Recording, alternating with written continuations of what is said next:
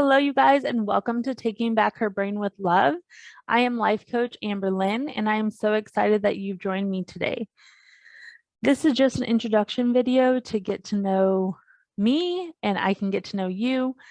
I have recently been certified through the life coach school, and I have learned so much stuff that I cannot wait to share with you guys.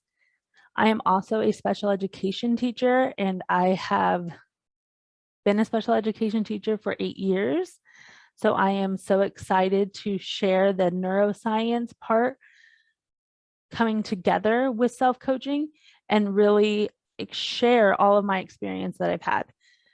I am a mother of 2, so I definitely have used the self-coaching and the neuroscience to really transform who I am as a parent and how I listen and how I own my own reactions. Because of course, there are times when my primitive brain really is in the driver's seat. I love neuroscience and I'm passionate about it. And learning about it and learning about self-coaching has really helped me with my 14-year-old son and my 15-month-old daughter. For my son, it's really helped me to know him as a person and to allow him be himself. A lot of times we try to mold our kids into being not just what society wants of them, but what we think is best for them, and really wanting them to act the way that we think is best for them. So really learning about neuroscience, the prefrontal cortex, the amygdala, and helping him learn about himself has been so amazing.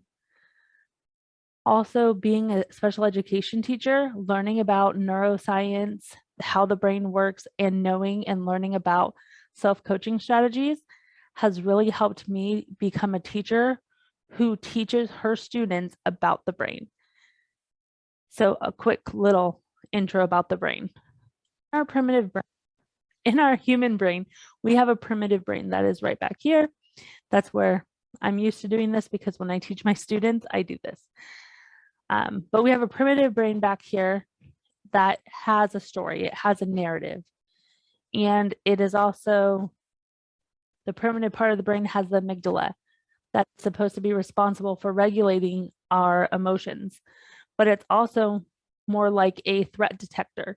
And when the amygdala thinks that we are in danger of survival, it initiates our nervous system to respond. And when the amygdala gets triggered and it initiates that nervous system to respond, it takes offline our prefrontal cortex, the part of our brain up here that is wired to help us plan ahead, to make decisions by thinking through them. So when we talk about self-regulation in the classroom, at home, with our kids, in the community, we have to really understand that there is a big brain aspect to this, that kids can't be responsible for acting appropriately and engaging their prefrontal cortex without truly being taught how to do this.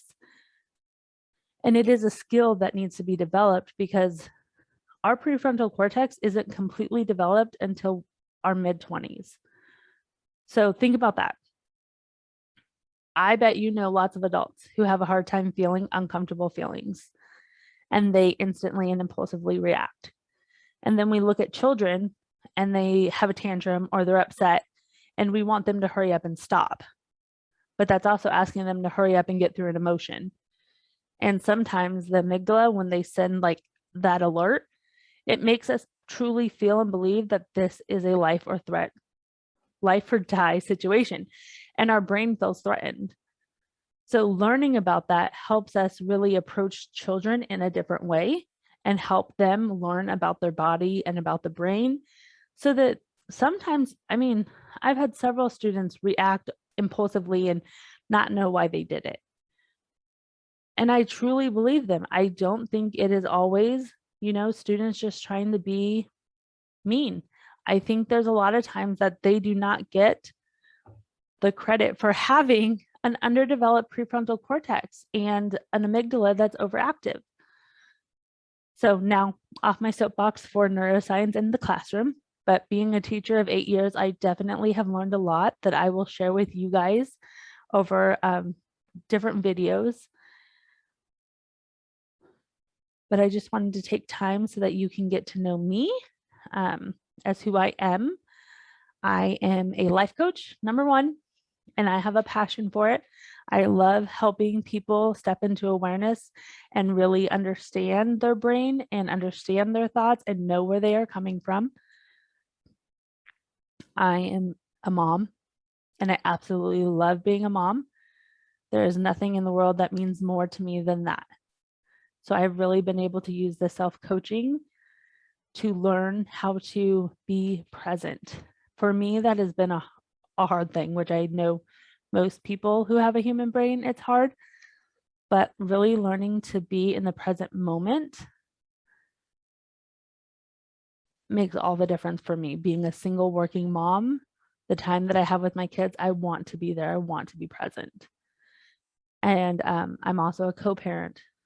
So I've really been able to use the self-coaching strategies and tools to be the co-parent that I want to be, and to be the co-parent that shows up for their kids and understands that everyone has their own thoughts and everyone has their own manuals inside their head of how they think somebody should respond. It has made all the difference. I think like the biggest, most powerful thing that I've learned is owning my thoughts and taking responsibility that my thoughts are what create my emotions, that nothing outside of me creates it. And I know that is a very challenging thing for most brains that are socialized in our society to believe. But if you're even open to the possibility that you control and create your emotions, it will change your life.